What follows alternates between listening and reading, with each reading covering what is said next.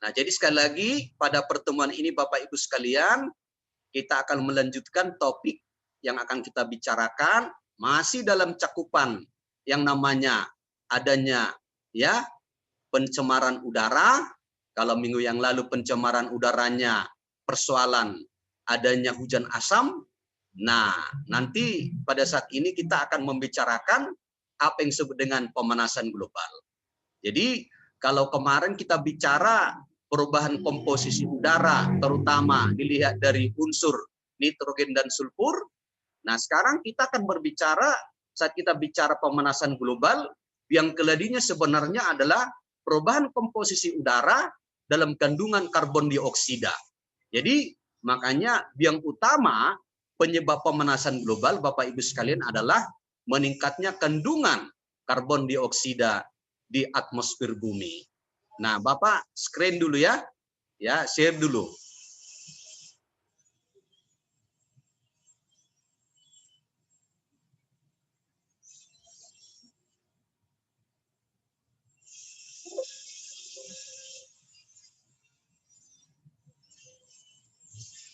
Baik, udah nampak ya?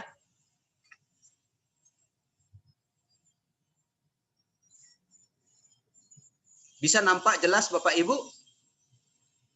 Nampak Pak, jelas. Oke.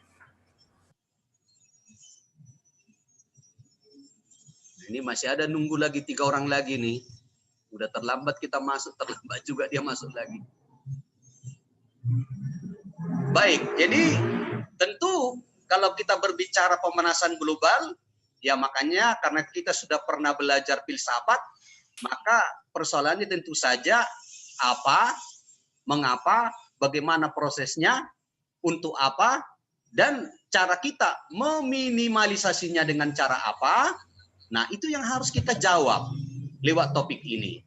Jadi, Bapak Ibu harus memahami tujuan kita pada saat ini. Sebagai tujuan pembelajaran kita dari topik ini, tentu memahami apa itu pemanasan global, mengapa terjadi, dan bagaimana itu pemanasan global.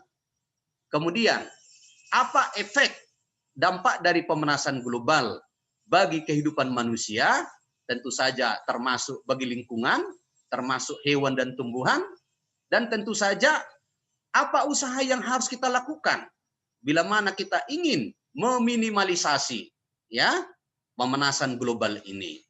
Nah, sekira materi ini sesungguhnya telah ya kita pelajari di tingkat ya SLTP, SLTA, dan sekarang coba kita pahami ya, menambah wawasan kita. Sekarang pertanyaannya tentu saja, apa itu pemanasan global? Apa beda pemanasan global dengan disebut dengan lubang ozon? Karena kadang-kadang dicampur adukan ya antara pemanasan global dengan peristiwa lubang ozon ya, global warming ya dengan ozone hole. Ya, mudah-mudahan ya kita bisa sepaham nanti apa arti pemanasan global dan dalam hal apa berbeda dengan namanya lubang ozon. Nah, kata kunci kalau kita bicara pemanasan global, kata kuncinya tidak lain adanya peningkatan suhu rata-rata permukaan bumi. Ya. Jadi sekali lagi kata kunci pemanasan global adanya peningkatan suhu rata-rata permukaan bumi. Nah, sekarang persoalannya, mengapa terjadi? Mengapa terjadi? Peristiwa terjadinya tidak lain adalah karena memang ya kandungan yang disebut nanti ya gas rumah kaca di atmosfer kita itu meningkat sangat banyak. Apa yang menjadi gas-gas rumah kaca itu? Apa kontributor terhadap pemanasan global? Nanti terutama sebenarnya apa yang kita sebut dengan karbon dioksida. Nah, ini dia yang paling utama.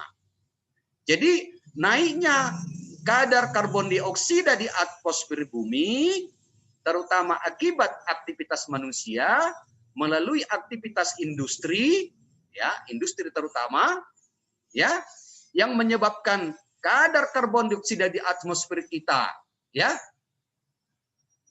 sangat tinggi, menyebabkan adanya apa yang disebut dengan peningkatan suhu rata-rata permukaan bumi.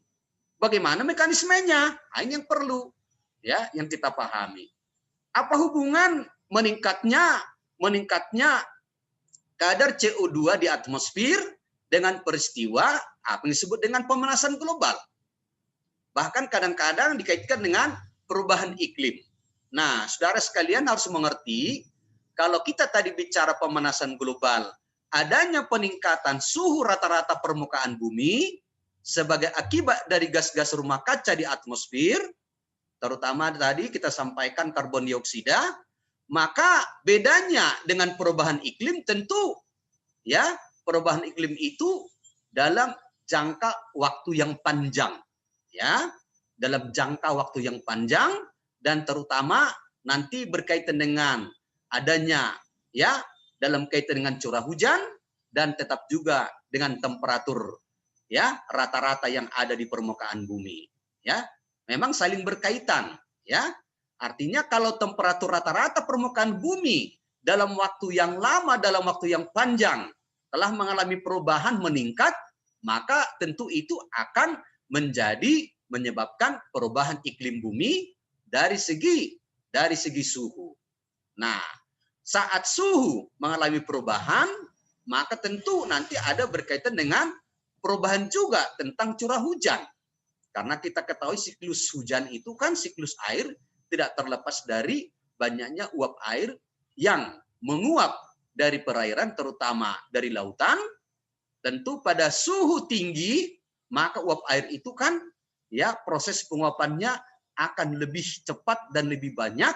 Tentu semakin banyak kadar namanya butir-butir air di atmosfer akan menyebabkan jumlah hujannya juga meningkat, bahkan jumlah hari hujannya juga bisa meningkat. Nah, itulah makanya sering disebutkan dengan adanya pemanasan global, maka disebut nanti ya mengakibatkan ya mencairnya es di kutub, menyebabkan naiknya permukaan laut, menyebabkan tenggelamnya pulau-pulau yang memang permukaannya sangat dekat dengan laut, dengan permukaan laut. Nah, jadi sekali lagi ya, persoalannya mengapa dan bagaimana itu pemanasan global terjadi. Nah, ini saya kira yang harus kita pahami ya. Nah, saya kira ya sekali lagi saya mengingatkan apa yang disebut dengan pemanasan global itu ya terjadinya peningkatan suhu rata-rata permukaan bumi yang menyebabkan kita merasa bumi ini semakin panas. Dan peristiwa panasnya yang kita rasakan pada permukaan bumi, seolah-olah kita berada dalam rumah kaca. Jadi karena itulah makanya pemanasan global itu disebut sebagai mirip dengan yang ada di rumah kaca, maka muncullah sebutan efek rumah kaca.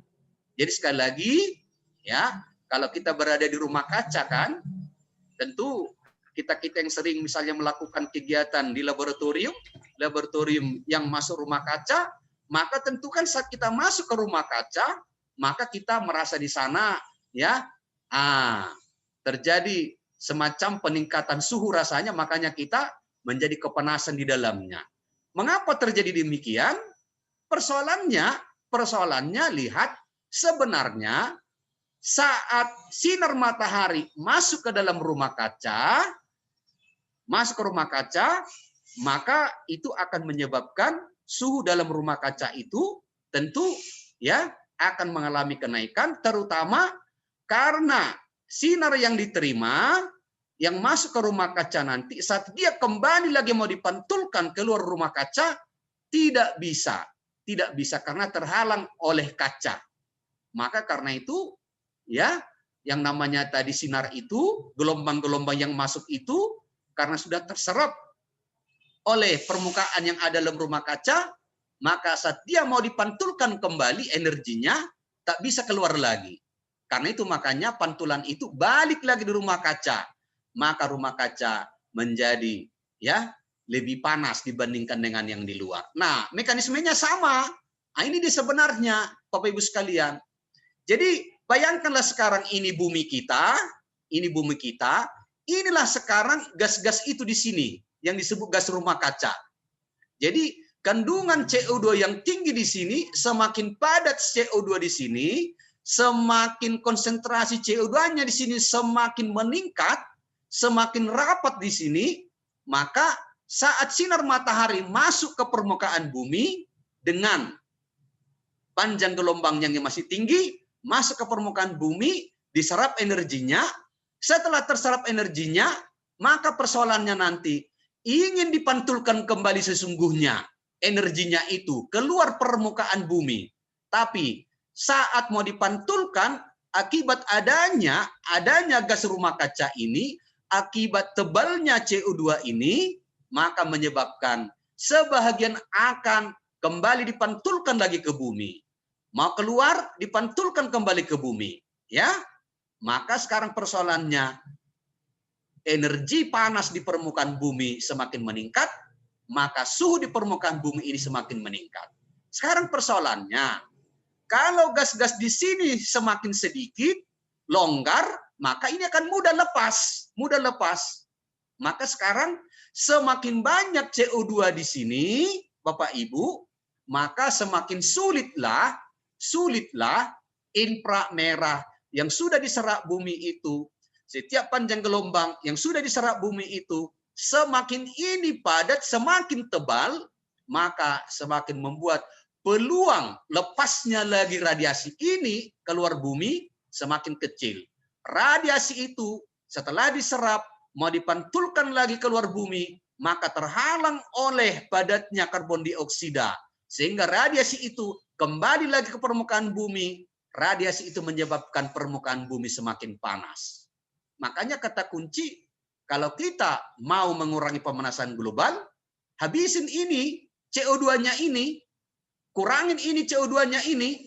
Kalau ini semakin longgar, semakin bolong-bolong dia, maka semakin banyaklah lepas radiasi. Pantulan radiasi dari bumi semakin lepas, banyak berlepasan, maka pantulan-pantulan itu tidak kembali ke bumi, maka suhu permukaan bumi akan semakin rendah.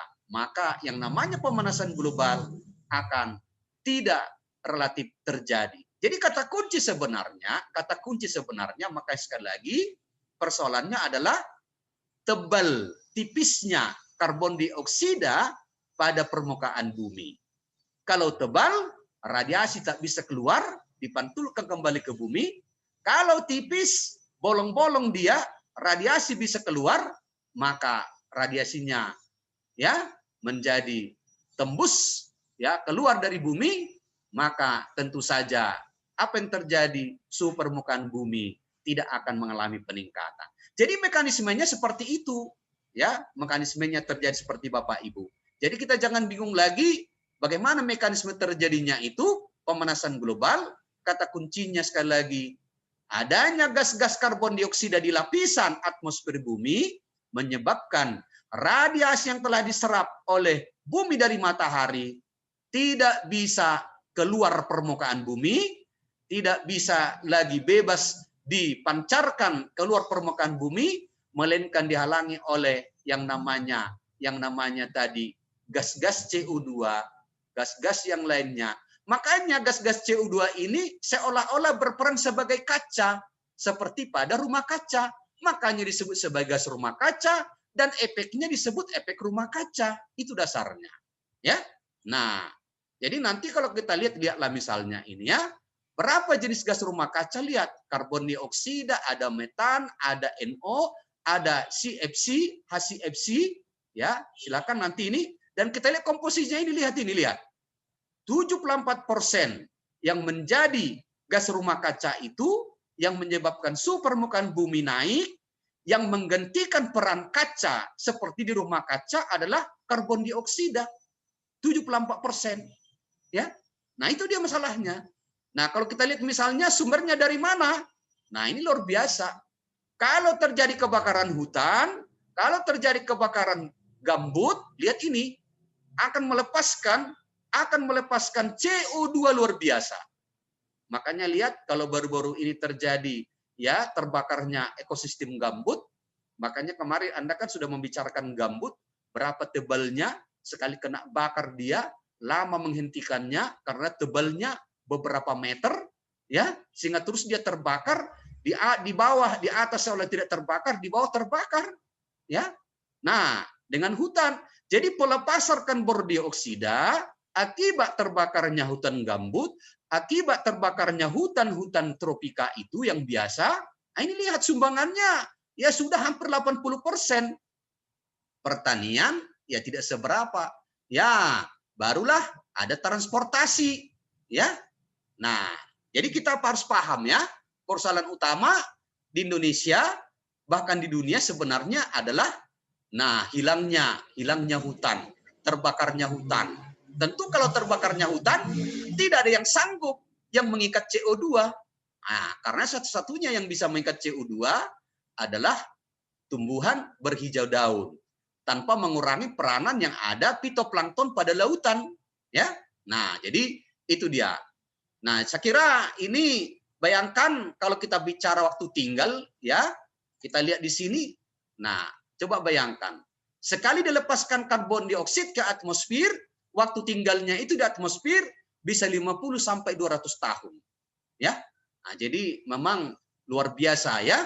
Nah, karena itu makanya ya kita akan mengalami pemanasan yang namanya global dalam waktu yang lama. Kalau memang tumbuhan-tumbuhan hijaunya tidak mampu mengubah CO2 itu lewat proses fotosintesis menjadi suatu senyawa-senyawa yang namanya polisakarida. Nah, jadi lihat bagaimana peningkatan karbon dioksida itu ya dari tahun 1800 sampai tahun 2000-an, lihat drastis. Kenapa itu terjadi? Tentu akibat industri, akibat rusaknya lingkungan, terbakarnya hutan-hutan, ya itu sebagai penyumbang utama. Nah, jadi itu dia kalau kita lihat. Nah, bahkan lihat ini di beberapa negara, ya lihat ya, bagaimana peranan Amerika ya menghasilkan CO2 ya. Nah, di sini coba termasuklah Cina ya. Jadi dua negara besar penghasil karbon dioksida itu ya adalah USA dan Cina ya. Nah, jadi justru mereka ini yang kemarin juga kan kalau kita bicara adanya protokol Kyoto atau ratifikasi ya supaya masing-masing negara menandatangani pengurangan karbon dioksida dari industrinya dilepaskan, kan dua negara ini kan ya sering ya ingkar janji ya. Nah, artinya mereka menjaga juga ya kalau seandainya industri-industri mereka ya banyak yang ditutup akibat pengurangan dalam rangka mengurangi karbon dioksida, maka tentu mereka akan mengganggu ekonominya. Atau kalau memang mereka menggunakan bahan-bahan bakar bersih dalam menghasilkan produksinya, maka akan terjadi peningkatan biaya produksi. Nah, itu dia. Nah, saya kira ini lihat ya, sekali lagi sumber-sumbernya tadi terutama kebakaran hutan ini, industri, kendaraan bermotor ya, ini 3 ya sumber utama karbon dioksida yang kita sebut sebagai gas rumah kaca itu. Nah, saya kira ya bisa kita lihat ini kalau metan ya, tadi karbon dioksida ada juga metan, ini terutama juga lahan basah ya, karena di sana nanti akan ada yang namanya ya proses-proses anaerob ya, produk asam yang proses anaerob itu kan menghasilkan salah satu nanti ya dalam keadaan yang namanya gas metan ya, gas metan ya. Nah tentu ini juga peternakan sapi kambing ya, saya kira nanti bisa Anda paham. Nah, sedangkan untuk gas nitrooksida nanti lihat waktu kita membicarakan juga hujan asam, lihat juga bagaimana industri-industri menghasilkan ya senyawa-senyawa ya nitrooksida ya. Nah, sekarang apakah pemanasan global sudah terjadi? Ya sudah. Bahkan sekarang diperhitungkan kenaikan suhu permukaan bumi rata-rata sekitar 0,3 sampai 0,6 ya data ya. Nah, jadi karena itu ya nanti ya kita masih sedang berusaha, dunia sedang berusaha bagaimana supaya itu tidak terus meningkat dengan berbagai kesepakatan internasional ya. Makanya nanti Anda akan melihat beberapa pertemuan-pertemuan tingkat dunia dalam rangka mengurangi pelepasan karbon dioksida ke atmosfer. Sekarang kita sudah tahu mengapa terjadi, bagaimana mekanismenya. Sekarang apa efeknya? Apa efeknya? Lihat, kalau terjadi pemanasan global, maka es yang ada di kutub akan mencair, maka menyebabkan permukaan lautan akan naik. Makanya tadi kalau permukaan lautan naik setengah meter saja, maka pulau-pulau, ya negara-negara pulau seperti Kepulauan Indonesia akan mengalami kehilangan pulau. Termasuklah Belanda kan, ya. Makanya kalau Anda ke Belanda lihat kan, ya kota misalnya Amsterdam, ya yang lainnya kan langsung itu percis dia, ya hampir sama permukaan lautan dengan kotanya. Makanya kota-kota di Belanda itu kan maka dibuat kanal-kanal, ya. Nah, lihat dia.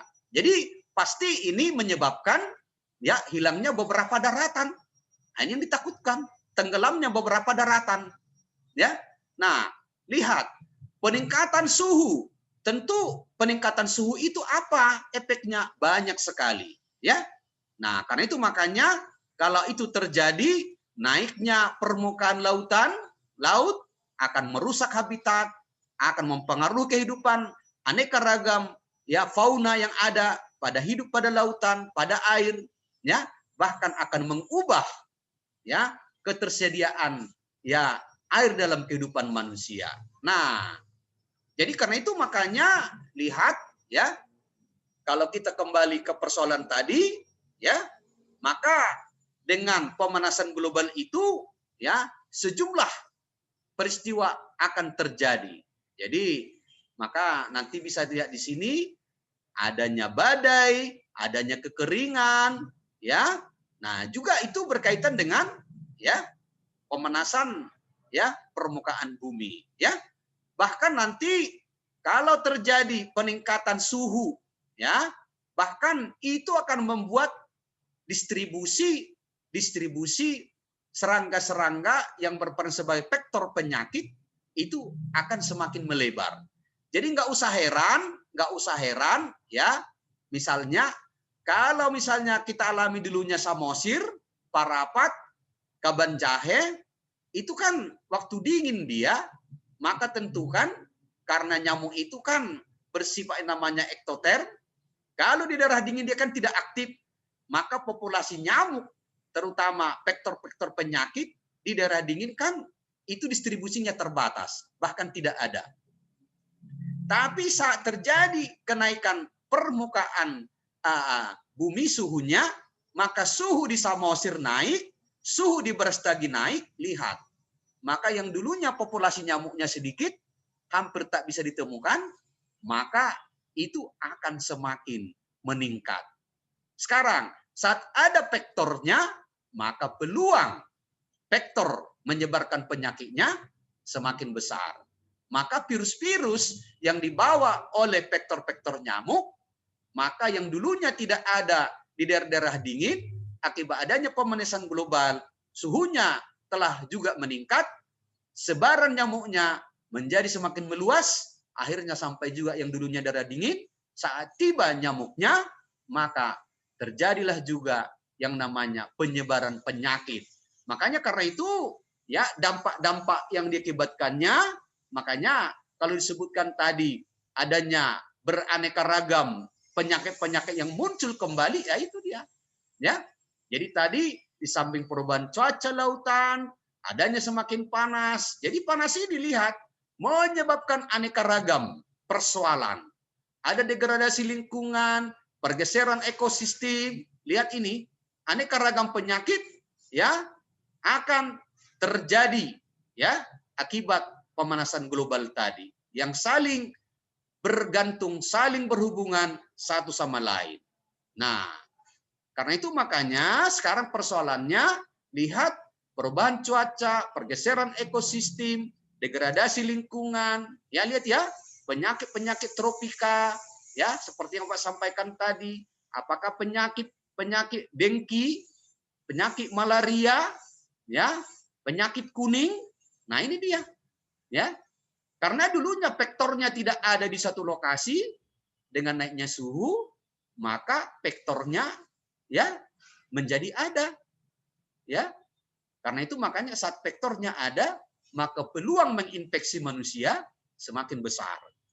Nah, jadi saya kira ini gambaran misalnya penyakit-penyakit infeksi, bagaimana sebaran malaria ya yang bisa meningkat, yang dulunya misalnya ya kita sebutkanlah yang hanya bisa mempengaruhi dunia 45%, tapi sekarang dengan adanya artinya kan peningkatan suhu bumi, lihat cakupannya menjadi 60% dari populasi yang ada di bumi. Nah sekarang karena itu apa usaha yang kita buat menghadapi global warming ini? Jadi sekali lagi kata kuncinya kurangi konsentrasi ya CO2 di atmosfer dengan cara apa? Ya jangan gunakan bahan-bahan bakar yang menghasilkan karbon dioksida. Karena ternyata sekarang kan bahan bakarnya kan fosil, minyak bumi, kebakaran hutan, ya hutan gambut, semua itu lepas. Maka CO2 ada, ya. Makanya setiap aktivitas Anda yang menyebabkan suatu industri bergerak, maka itu akan menyumbang CO2. Laki-laki yang merokok melepaskan CO2 itu juga menyumbang CO2 ke atmosfer. Makin lama Anda menghidupkan lampunya, Anda tidak hemat lampu, jangan Anda pikir saat Anda menghidupkan lampu ada di rumah Anda siang dan malam, lihat mesin yang ada di Sicanang menggunakan batu bara, menggunakan fosil, maka di sana meraung-raung menghasilkan CO2. Maka dilepaskan juga itu. Saat Anda tidak hemat air, maka mesin-mesin yang ada di PDAM Tirtanadi terus meraung-raung menggunakan bahan bakar, maka dilepaskan CO2. Saat Anda menggunakan kendaraan bermotor, maka lihat akan hasilkan CO2 bandingkan kalau Anda menggunakan sepeda. Ya. Jadi semua saling berkaitan. Ya. Saat Anda menggunakan mesin cuci untuk mencuci, bandingkan kalau Anda menggunakan tangan Anda mencuci, karena saat Anda menggunakan mesin cuci, maka mesin cuci meraung-raung menggunakan energi yang dalam energinya berasal dari fosil, berasal dari minyak bumi, berasal dari yang lainnya, maka dilepaskan CO2. Nah, jadi karena itu, makanya sekali lagi, ya, karena itulah makanya sangat banyak usaha yang dilakukan pemerintah maupun dunia untuk sepakat supaya karbon dioksida itu dikurangi, maka muncullah mulai hari itu konferensi di Stockholm, Montreal Protocol, Earth Summit di Rio de Janeiro. Tujuannya ini semua supaya dunia menyadari bahwa gas rumah kaca sudah luar biasa di atmosfer. Mari bersama kita kurangi supaya kita bisa mencegah apa yang disebut dengan peningkatan suhu permukaan bumi ini. Sampai yang terakhir lihat ada Kyoto protokol Kyoto luar biasa, bahkan mengharapkan ada pengurangan 5%, ya. Itu tahun 90, tahun 2002 ada World Summit di Johannesburg di Afrika, ya. Bahkan tahun 2007 ada Bali Roadmap, ya. Tujuannya semua itu, ya. Nah, jadi karena itu makanya nanti terkenal ratifikasi terutama adalah protokol Kyoto. Nanti bisa Anda ikutin, ya, pertemuan-pertemuan internasional dalam rangka mengurangi karbon dioksida yang dilakukan oleh negara-negara, ya, supaya karbon dioksidanya bisa dihitung, dilepaskan ke atmosfer, dikontrol. Ya, jadi karena itu makanya bahkan ada namanya disebut dengan perdagangan karbon, perdagangan emisi. Jadi jangan heran CO2 itu diperdagangkan, makanya jangan bingung ada namanya carbon dioxide trade. Ya, carbon dioxide trade. Maka muncullah istilah-istilah, sekali lagi, perdagangan karbon. Siapa yang punya hutan luas, dia punya hak, ya, dibayar oleh negara-negara penghasil gas karbon dioksida, ya, supaya hutannya juga jangan ditebang. Karena saat ada hutan, maka CO2 yang mereka lepaskan akan diserap oleh hutan-hutan itu. Maka karena itu yang punya hutan berhak menagih uang kepada negara yang menghasilkan karbon dioksida. Dan karena itu makanya ya ini telah berhasil dilakukan oleh beberapa, nanti lihat baca LSM ya, misalnya dari Indonesia, dari negara Eropa misalnya berapa dia dapat uang ya. Nah, sehingga ya terjadi yang namanya jual beli karbon ya, jual beli karbon. Nanti bisa Anda pahami lebih jauh, maka muncullah istilah nanti sekali lagi kalau Anda ikuti ada REDD and REDD+. Jadi dia tujuannya sekali lagi bahwa diusahakan apa namanya pengurangan emisi dari deforestasi dan degradasi hutan. Kalau ini masih dalam rangka pengurangan emisi, ya, supaya tidak terjadi penghilangan hutan, supaya tidak terjadi perusakan hutan, maka sekarang ada yang plus. Apa itu? Lakukan konservasi hutan. Ya, lakukan konservasi hutan dengan adanya tadi jual beli karbonnya. Maka ada sustainable management of forest, bahkan ada enhancement of forest carbon stock. Jadi Bapak Ibu, makanya sekarang sesungguhnya ya bisa dihitung misalnya 1 hektar hutan dengan diameter pohonnya misalnya 100 meter atau kita buat 100 cm diameternya. Bisa dihitung di situ berapa CO2 yang telah ya disimpan. Maka berdasarkan perhitungan itulah bisa dihitung uangnya. Uangnya diminta ke negara-negara, terutama negara-negara Eropa yang kebanyakan hutannya telah hilang, ya, sehingga mereka membayar kepada pemilik hutan. Jadi itulah yang namanya sekarang ya perdagangan karbon, jual beli karbon. Jadi nanti bisa ya Bapak Ibu search lebih jauh prinsipnya makanya satu pohon, karena kita kan mengerti ya, karena sekali lagi tadi CO2 yang ada di atmosfer akan digunakan oleh tumbuhan, diserap menjadi tersimpan dalam senyawa polisakarida, terutama selulosa. Ya, makanya berapa banyak karbon yang tersimpan dalam satu pohon tinggi 50 meter, diameter misalnya 100 cm, maka akhirnya bisa dihitung berapa dia karbon dioksida yang sudah diserapnya, maka boleh dihitung berapa uang yang bisa diterima oleh si pemilik pohon itu. Dan itu diusulkan ke negara-negara maju, itulah termasuk tadi bagian dari REDD+, ya, jual beli karbon, ya, bisa dilakukan. Ada transaksi ya, emisi. Nah, itu Bapak Ibu pertemuan kita hari ini, ya. Kita masuk sesi kedua untuk tanya jawab. Saya kira itu aja, kita sudahi. Sekali lagi saya undang masuk sesi kedua untuk tanya jawab. Saya kira terima kasih untuk pertemuan kita hari ini.